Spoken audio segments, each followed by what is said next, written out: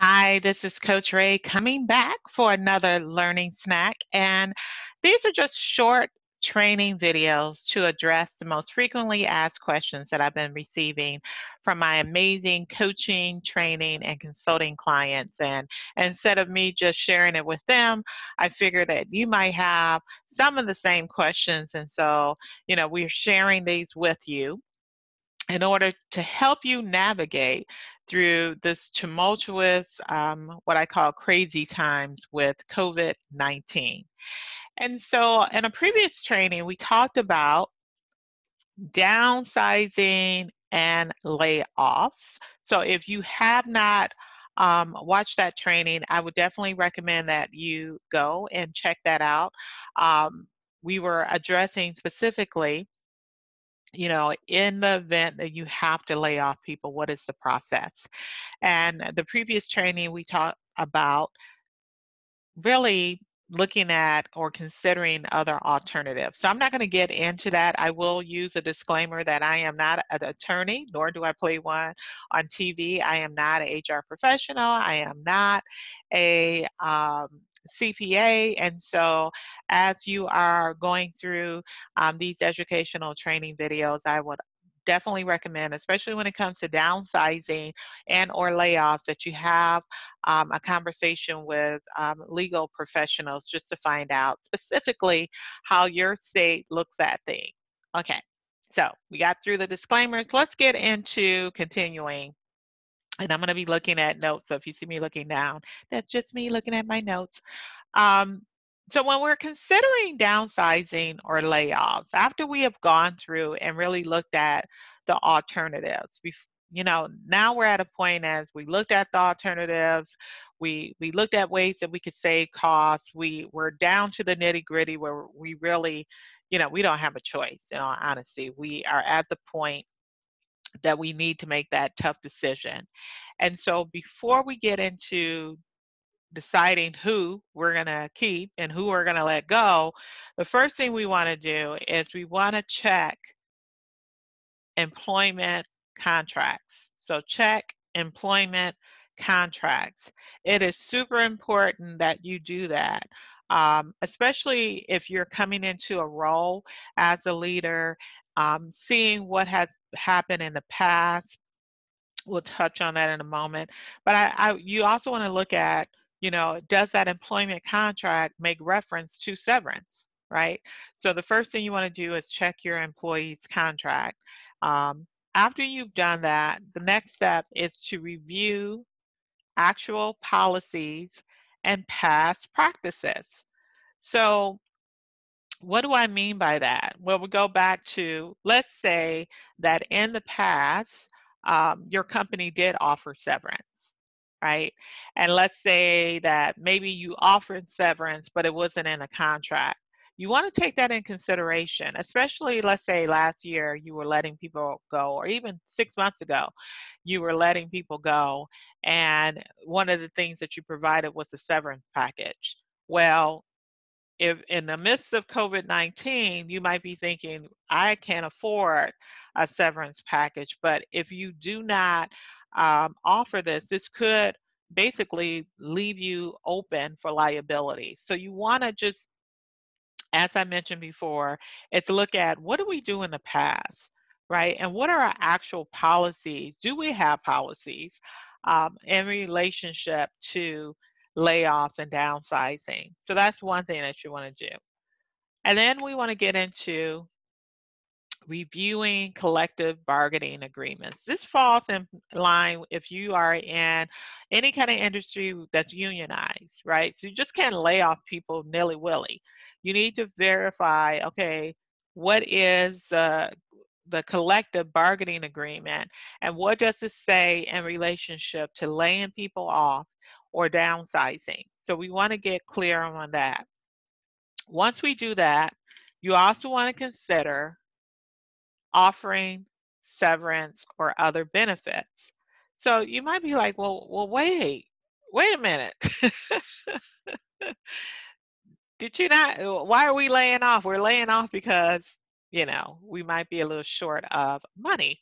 And now you're telling me, Ray, that you want me to consider offering some kind of severance package or other kind of benefits? And the answer is absolutely yes. And why do you imagine that I am recommending that? Well, the primary reason is that, A, by you doing that, it does a couple of things. It it's a good way to lay people off. That's my opinion, right? I just feel like these are individuals who have given you their life. And you might be like, okay, Ray, you're over dramatic with that, but not really. If you think about when we're working for a company, the majority of people will spend more time at their work with their fellow coworkers, with you as the leader, than they will spend with their family. They're spending the majority of their waking hours with you at work, at as a leader. And so I think, leaving them better than you found them is a good strategy to have as a business owner. And not only we know that this is not going to last forever. And what might happen is that on the flip side of this, the economy, for all that again, nobody has a crystal ball, but from everything that we have heard, everything that we're researching within my organization, what we're clear on is that this is going to be a lot different than the Great Recession, right? Just like we went in, I think we're going to come out, right, just as quickly. And if that's the case, that means that there's going to be a lot of people available for you to bring back. And that would be our hope, is that you will be able to bring those people back. So you want to be thinking about, how am I letting them go? Am I being a jerk about it? And I'm just going to be candid, because I have been on both sides of um, this conversation, and I have worked for companies where they had the utmost respect and just, beautiful way of releasing people. And then I've worked for companies, and I have um, coached for companies, and I have consulted with companies to help them do it a different way, a better way, right? Where their process and their strategies was not elegant at all. And they were looking at people as if they were a cog, or they were just like a puzzle piece to move. That you don't want to be that company, right? You don't want to be that company.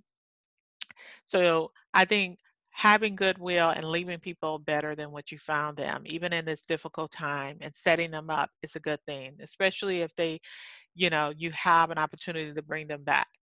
Secondly, I think when you do let people go and you offer a severance package or benefits, what it does is it tells the people who are with you, right? Because you always have people who are still there, those retained employees. They're watching too. Just because you let them go doesn't mean that they don't have conversation with their former coworkers, even if we have whatever in place, right? Like we have, don't shh, don't tell anybody. People still talk, right? Because we're human beings. And so, our retained employees are watching how you handle them. And if we handle things badly, I'm trying to manage myself. If you handle things badly, you can rest and assure that these individuals are also going to be researching and looking for other companies to work for, because nobody wants to work for a company that does not value them. Everyone wants to feel valued. And so, how you let people go, it speaks volume to the retained employees, and more importantly, to the public, because people will go out, and we have glass doors and all of these other indies, all these other sites that people will share their experience, and you don't want to be that company. And granted, we're all in this COVID-19, and this is unusual territory, but that does not mean that we have to let people go in a way that's disrespectful, in a way that makes them feel less than, in a way that is not, uplifting their humanity, right? So I'm super uber passionate about this, and I will just say, as much as possible, I know sometimes it's not, but as much as possible, if you can consider offering some kind of severance package or other benefits, it really does help everyone, including your organization. So This video was a little bit shorter, yay, than previous videos. And then on our next training, we're going to talk a little bit more about, okay, we looked at our alternatives. Now we know the four-step process of looking at the specifics. And now we're going to get into who do we keep and who do we let go and how do we determine that? So I know this is difficult times. I know this is challenging times. And as I said in a previous video, this too shall pass. And if my organization can serve you, please reach out to us. I mean, this is what we do to help organizations during these tumultuous time, whether it's reorganization, whether it is, really helping to keep the culture intact as you're going through these trying times. Let us be that resource for you. Let us help you. Let us serve you. And I just want to thank you for just being a phenomenal leader, for rising up in this difficult time. And this is Coach Ray, as always, saying, live boldly, authentically, and courageously. Bye.